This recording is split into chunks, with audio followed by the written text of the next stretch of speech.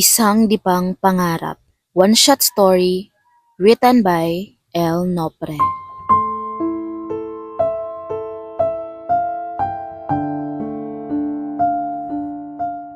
Hindi pa man tumutunog ang orasan ni Ayesha ay bumangon na siya. Isa sa mga aral na natutunan niya bilang estudyante ay ang maging maaga at tulad ng paborito niyang salawikain sa Ingles, early bird catches early worm. Mabuti na ang maging maaga kaysa mahuli. Ayon sa kanyang naging guro sa elementarya, dito raw masusukat ang pagiging masikap at masipag ng mag-aaral na may pangarap sa buhay. Marami siyang pangarap at ilang di pa na lang ay tutuntong na siya sa panibagong baitang ng hagdan na magdadala sa kanya sa tuktok ng tagumpay. Napangiti si Ayesha habang iniisip ang nalalapit na graduation. Hindi pa niya nasasabi sa kanyang mga magulang na isa siya sa pinagpipilian para sa unang pwesto. Ate?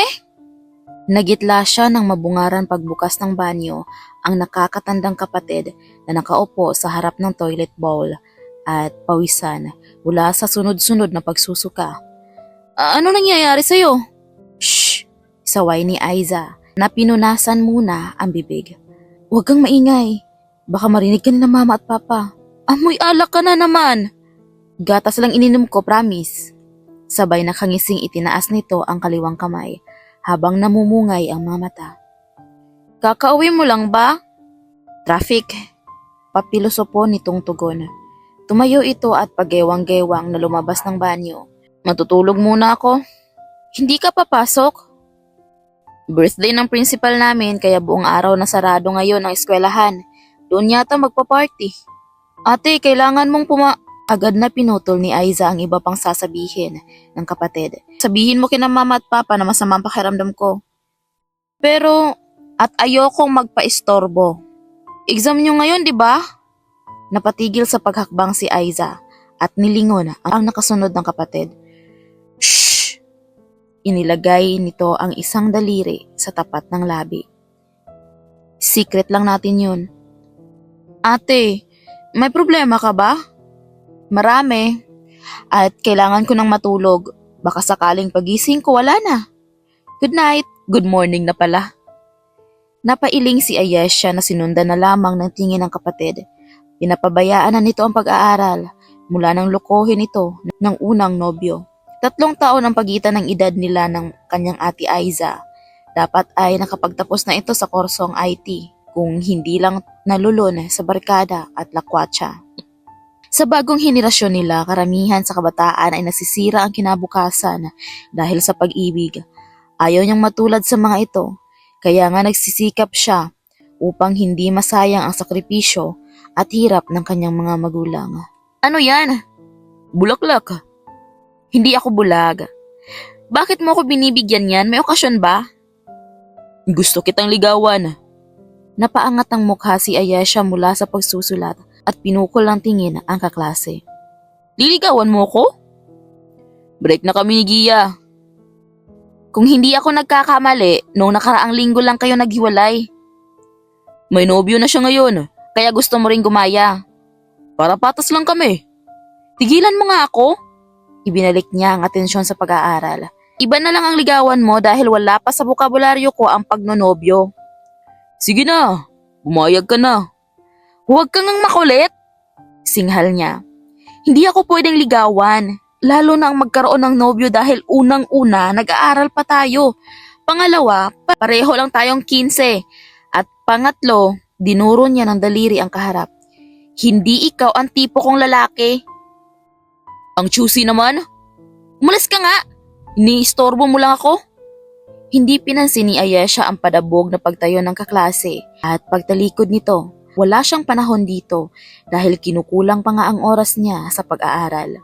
Nalalapit na ang huling periodical exam nila. Pag nakakuha siya ng mataas na marka, makukuha rin niya ang pagiging valedictorian sa taong ito. Pwede ba ako makiupo? Muling napahinto sa pinagkakaabalahan ang dalagita at napatingin sa pag-upo ng matalik na kaibigan. Malayo pa naman ang Biyernes Santo. Bakit ganyan na ang mukha mo? Nagpakawala muna ng malalim na buntong hininga si Sheena bago nagsalita. Hindi na ako makakapasok sa kolehiyo. Ha? Bakit? Hindi raw kakayanin ni nanay at tatay ang mga gastusin kahit makakuha pa ako ng scholarship. Hindi nakaimik si Ayesha dahil batid niya ang estado ng pamumuhay ng kaibigan. Panganay ito sa 8 magkakapatid at pagsasaka lamang ang trabaho ng ama habang namamasukan bilang katulong sa Maynila ang ina nito. Mag-ipon ka muna. Marami namang trabaho na pwedeng pasukan kahit high school graduate lang. Marahang napailing si Sheena. Kukunin ako ng nanay pagkatapos ng graduation dahil kailangan daw ng isang kasambahay na sa pinapasukan niya. Sandaling naman namagitan ang katahimikan sa dalawa. Ramdam ni Ayesha ang lungkot ng kaibigan dahil alam niyang pangarap nito ang makatuntong ng kolehiyo. Saan ka nga pala mag-aaral? Hindi ko pa nasasabi kina mama at papa na gusto kong kumuha ng medisina sa Ateneo. Nakaramdam ito ng inggit. Mabuti ka pa. May naisip ako. Kinuha ni Ayesha sa bag ang isang maliit na kwaderno.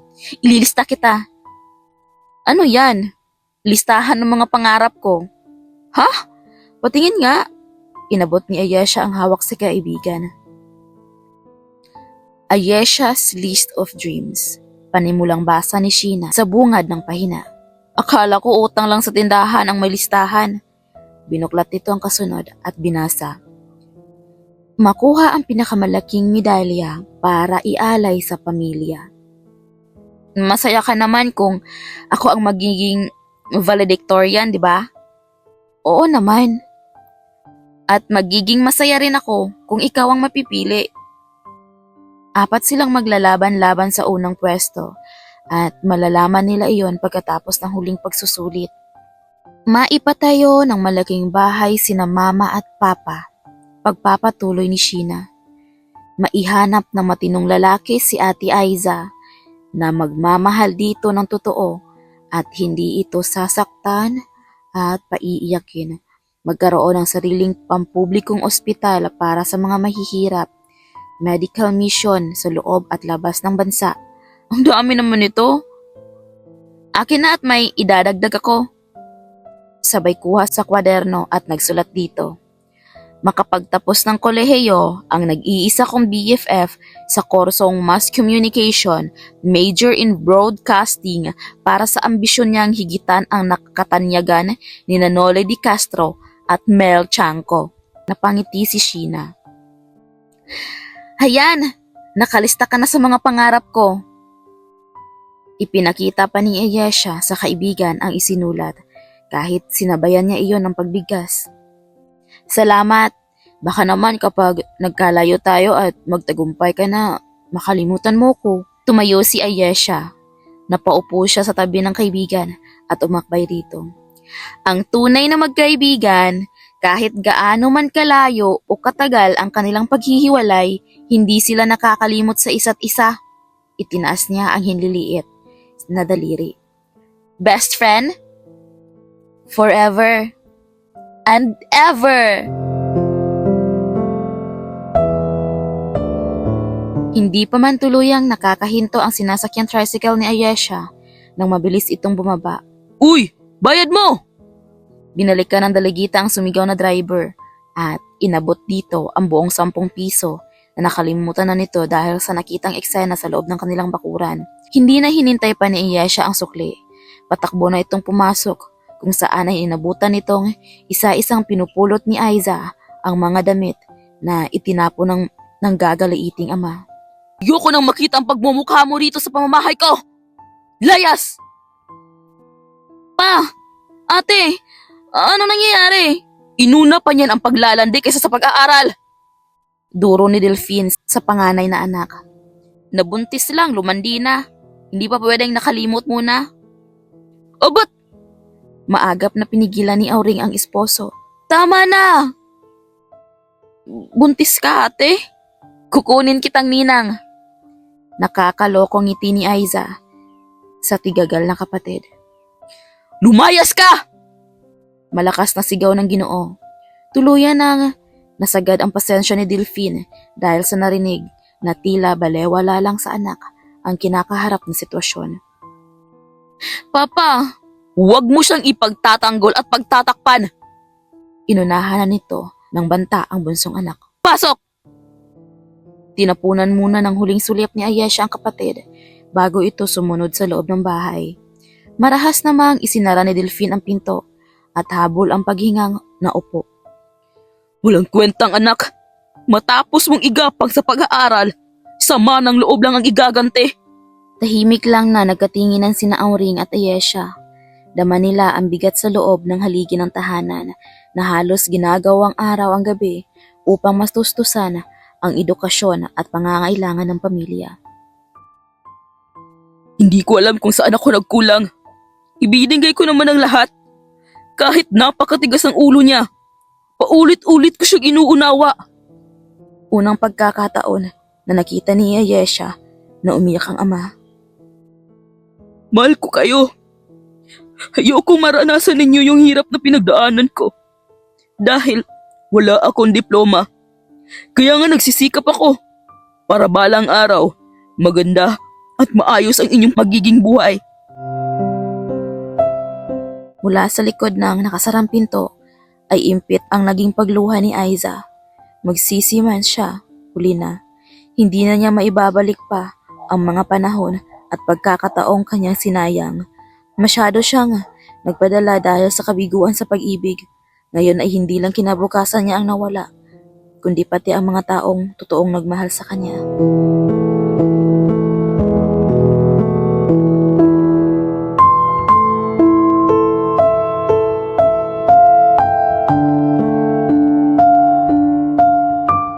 Ate!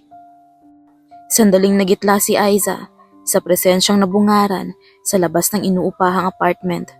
Anong ginagawa mo rito? Sa halip na sumagot, ay mahigpit na niyakap ni Ayesha ang kapatid. Miss na kita. Miss na miss. Mahigit 1 buwan na rin ang lumipas nang palayasin si Aiza at mula ng araw na iyon ay hindi na siya nagparamdam pa sa pamilya. Paano mong nalaman kung saan ako nakatira? Nagtanong-tanong ako, kumusta ka na? Bakit pumayat ka? Una nito ng pasadahan ng tingin ang kaharap. Tumataba dapat ang buntis, di ba? Umalis ka na, pag-iwas ni Aiza. Baka magalit pa sa'yo si Papa kapag nalaman niyang pinuntahan mo ko. Maagap na iniharang ni Ayesha ang sarili sa pinto ng akto iyong isasara. Ate, mag-usap muna tayo. Tumalikod si Aiza, hinayaan na lamang niyang pumasok at sumunod ang kapatid. Wala akong may aalok na sa'yong pagkain. Tubig, gusto mo? Ate, valedictorian ako. Hindi na ako magugulat. Kinuha niya ang pitsel at nagsali ng inumin sa baso. Alam kong makukuha mo yan. Congrats! Lumapit si Ayesha at ginagap ang kamay ng kapatid. Ate, gusto ko sanang nandun ka. Gustuhin ko man, hindi pwede. Hinila ni Aiza ang kamay at tinungo ang lababo. Makakapag-marcha ka naman siguro kahit wala ako. Gusto kong kompleto kayo at isa ka sa mga taong naging inspirasyon ko kaya ayokong mawala ka sa mahalagang araw na yon. Please ate. Naputol ang pag-uusap ng magkapatid nang pumasok ang kinakasama ni Aiza na hindi man lang bumati sa nadatnang bisita. Umuwi ka na. Sumama ka na lang sa akin, ate. Ako nang bahala kina papa at mama. Sige na, alis na. Parehong napapitlag ang dalawa nang umalingaw-ngaw sa paligid ang ingay na nilikha ng tumilapo ng kaldero. Lintik na bahay to. Maghapon ka na ngang nasa labas. Madadat na nung pang wala man lang makain. Bakit? May iniwan ka bang pambili? Asik ni Aiza. Punyeta ka! Punyeta ka rin! Naasan ang sinahod mo? Naubos na naman sa sugal. Natatalo ako dahil ikaw ang malas sa buhay ko. Mas minalas ako mula nung sumama ko sa'yo. Ate, halika na! Hindi pinansin ni Aiza ang pagsaway at paghila ni Ayesha. Gusto niyang maglabas ng sama ng loob sa lalaking ipinagpalit sa pamilyang malaki ang isinakripisyo sa kanya. Pasumpa-sumpa ka pa noon na susungkitin mo ang buwan at bituin para sa akin, tapos ngayon kahit malunggay, hindi ka man lang makasungkit para may makain. Bakit hindi ka magtrabaho nang hindi ka nagrereklamo?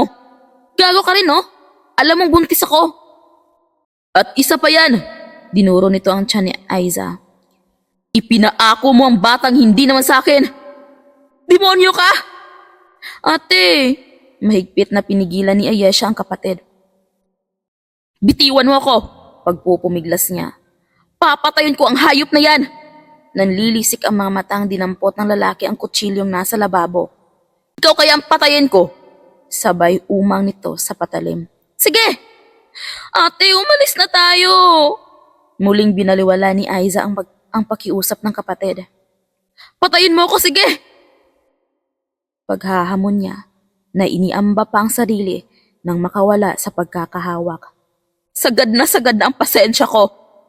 Ikaw ang pinakamalaking bangungot at pagkakamaling nangyari sa buhay ko.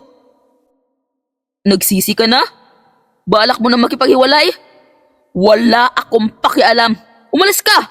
Pero, hinablot nito sa buhok si Ayesha. Iiwan mo to! Napasigaw ang dalaga. Demonyo ka! Bitiwan mo ang kapatid ko! Marahas na itinulak ng lalaki si Aiza, dahilan upang bumagsak siya sa sahig. Ate! Halika! Sabay hila ni Rico sa nahahawakang dalagita. Maglaro tayo ng Jack and Poy sa kwarto. Bitiwan mo ako! Napadaing si Aiza habang nasapo ang tiyan. Bigla siyang nakaramdam ng pag-ikot ng paningin.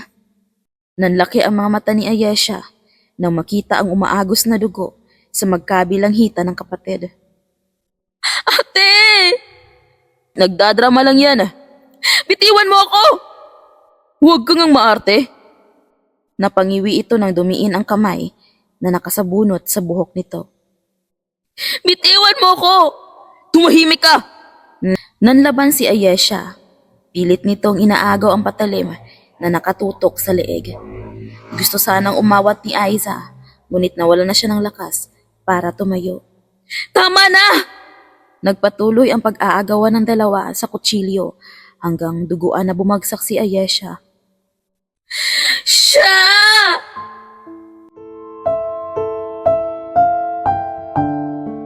Nanginig ang nanghihinang katawan ni Aiza nang makita ang paghahabol ng hininga ng kapatid na nakahawak sa ibabang dibdib. Pagapang at luhaan niya itong tinungo. Ate? Siya! Tulong! Masakit. Masakit, ate. Shh! Dadalhin ka namin sa ospital. Nangkang tumakas ni Rico, ngunit naharang ito ng ilang kapitbahay na kanina pa nakikinig ng sigawan. Tulong! Tulong!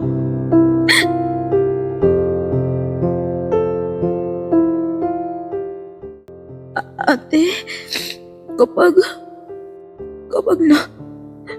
namatay ako, pwede. Huwag ka munang magsalita. Itinakip niya ang dalawang kamay sa sugat ng kapatid upang maampat dito ang pagdurugo. Kaya mo yan. Isipin mo na isang tipa ka na lang para sa unang mong pangarap. Siya.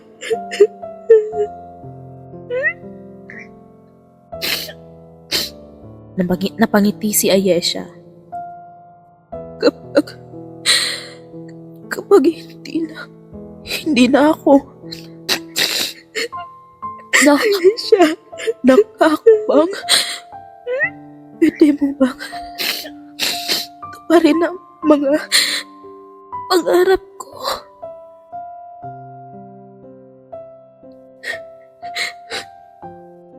Ayesha.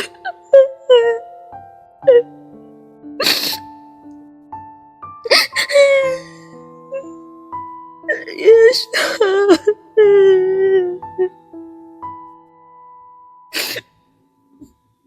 Sumaklolo na ang ilan sa mga rumisponde. Dalhin na natin siya sa ospital!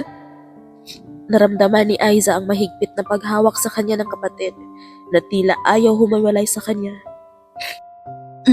Mangako ka muna, ate. Magkasama natin tutuparin ang mga pangarap mo siya. Sasamahan kita. Mangako.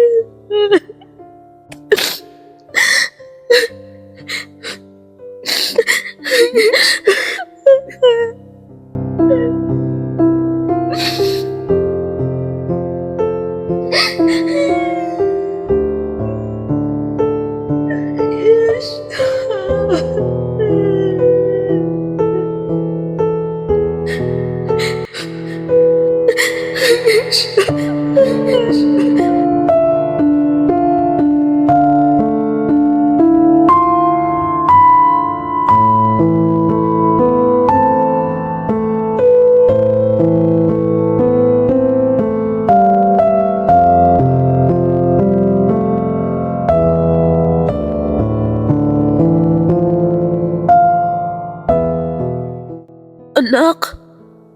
Lumakas ang paghagulgol ni Aiza na nakaluhod sa harap ng puntod ng namayapang kapatid dahil sa narinig na tinig mula sa likuran.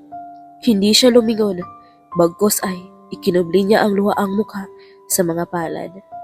3 linggo rin siyang nakaratay sa ospital nang magkaroon ng komplikasyon ang pag-agas ng sanggol sa kanyang sinapupunan. Hindi na siya nakapunta sa libing ni Ayesha. Hindi na niya ito nakita pa kahit sa huling pagkakataon. Nakakulong na si Rico, pero hindi hustisya ang magpapagaan sa kanyang nararamdaman. Wala nang sakit na hihigit pa sa sabay na pagkawala ng anak at kapatid na nalagutan ng hininga sa mismong mga bisig niya. Sana ako na lang. Pwede namang ako na lang.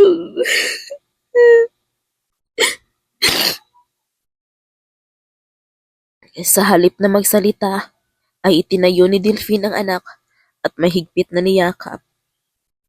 Tama nang nawalan ako ng isa. Kasalanan ko rin naman ang nangyari. Hindi pagtanim ng galit ang papawi sa sugat na nilikha ng mga maling desisyon ko. Sorry, Papa. Sorry, Papa. Dumaan lang ang mag-asawa sa puntod ng bunsong anak para mag-alay ng bulaklak at kandila bago tumungo sa paaralan kung saan ay dadalo sila ng graduation ceremony. Hindi nila inaasahan na madadatnan dito ang kanilang panganay na nanunuluyan ngayon sa bahay ng isang tiyahin matapos na lumabas ng ospital. Marahil ang pagtatagpong iyon ay daan upang alisin ang harang na pumigitna sa kanila. Kung hinabaan ko pa sana ang pag-unawa ko, hindi hahantong sa ganito ang lahat. Huwag na tayong magsisihan, wika ni Auring. Ibinaba nito ang tanga na bulaklak sa ibabaw ng puting nitso at nagsindi rito ng kandila.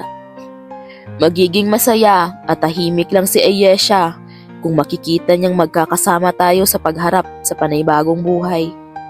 Taimtim na nagdasal ang pamilya kahit papaano ay gumaan ang bigat sa kanilang dibdib. Nalagasan man sila ng mahal sa buhay, importante na may natutunan silang aral dito. Umalis na tayo, pagyaya ni Delphine na sinipat ang suot na relo. Malapit nang magsimula ang programa. Nakakahiya naman kung paghihintayin natin sila. Hindi humiwalay si Aiza sa ama. Nanatili siyang nakayakap sa tagiliran nito hanggang lisanin nila ang lugar. Sa aking kapwa mag-aaral, pinagpipitagang mga guro, minamahal naming punong guro at lahat ng narito, isang malungkot na araw sa inyo. Sinunda ni Sheena ang bahagyang pagyukod ang pagbati. Pigil niya ang emosyon, maging ang luha na kanina pa nagbabanta sa kanyang mga mata. Hanggang ngayon ay hindi pa rin siya makapaniwala na wala na ang matalik niyang kaibigan. Marahil ay ito na yata ang kakaibang pagtatapos na wala ang taong tumayo rin sana ngayon sa inyong harapan at tumanggap ng mga parangal. Karamihan ng naroon ay nadako ang tingin sa unang upuan kung saan ay bakante iyon at sa halip na isang nakangiting estudyante ay mga bulaklak ang nakapalibot dito. Hindi lang matalik na kaibigan ang ginampan ng papel sa akin ni Ayesha, kundi kapatid, karamay, tagapayo. Pinapalakas niya lagi ang loob ko sa mga panahong nawawalan ako ng pag-asa dahil sa kahirapan. Nagsilbi siyang inspirasyon sa akin upang magsikap at magsipag sa pag-aaral. Sabay kaming nangarap at nangakong aabutin yon. Ilang mag-aaral at guro na malapit sa pumanaw ang hindi napigilang lumuha. Ayon kay Ayesha, ang edukasyon ay hindi lamang susi para sa magandang kinabukasan. Marami ang nagtapos sa pag-aaral na hindi nagtagumpay sa buhay. Education, on her own definition, is happiness. Napuno ng malakas na palakpakan ang paligid. Hinintay muna ni Sheena na tumahimik bago niya itinuloy ang pagsasalita. Sa bawat pagtatapos ay hindi lang kapwa ko mag-aaral ang masaya, kundi higit ang mga guro na matyagang nagturo sa amin. Punong guro na walang sawang gumabay at magulang na nagsekripisyo. Hinumad niya ang sombrero ng tuga at itinapat sa dibdib. I, Sheena May Arivalo, salutatorian of this 31st commencement, will continue to aim for more happiness at walang kahirapan ang hahadlang sa akin upang maabot ang mga pangarap ko sa buhay. Muling sumigaw ang palakpakan mula sa mga tao na tumayo pa sa kanilang mga upuan. Sa araw na ito, lilisan tayo sa paaralang naging tahanan natin sa loob ng 4 na taon. Yet, saying farewell to our dear alma mater will not put an end sa pagkakaibigan at samahang nabuo dito. Let's inspire people and make our school proud. Karamihan sa mga estudyante ay naghiyawan. Ang ilan ay naghagis pa ng kani-kanilang sombrero sa ere habang pinili ng iba na kumaway sa kinaroroonan ng mga magulang. To our headmaster, teachers, parents, friends, guests, thank you for making our high school life more colorful and meaningful. Ayesha, tumingin siya sa direksyon ng malaking tarpaulin kung saan ay naroon ang nakangiting larawan ng taong nagbigay inspirasyon sa kanya. Maraming salamat sa masasaya at magagandang alaala. Sa pagkakataong iyon ay hindi na napigilan ni Sheena ang pag-iyak. Mananatili kitang best friend forever and ever.